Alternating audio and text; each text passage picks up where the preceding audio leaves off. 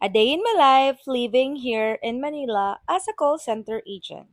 Hello mga ka-tiny! Welcome to my mini vlog. For today's video ay samahan niyo ako mag-prepare kasi ngayong araw is Monday at papasok na ako ng aking trabaho. But the thing is, nakagising ako ng mga around 5 dahil sakit-sakit ng ulo ko.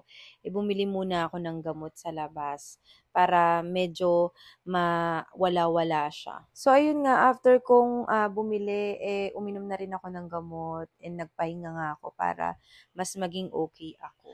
At ayun nga, natulog din ako and then after an hour, gumising na ako para mag-prepare. And of course, after ko mag-prepare, hindi ko na na-videohan and ayun, papasok na ako sa aking trabaho. So, syempre, panggabi po ako, hindi ko na na-videohan. Hindi kasi ako naglalabas ng phone masyado kapag papasok ako kasi it's gabi and medyo maingat lang talaga ako.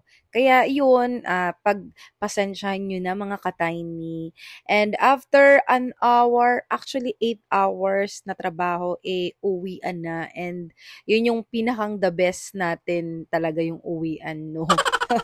Kahit nga sobrang masama yung pakiramdam ko, pumasok ako kasi kailangan natin para sa kinabukasan, para sa pangarap, yorn.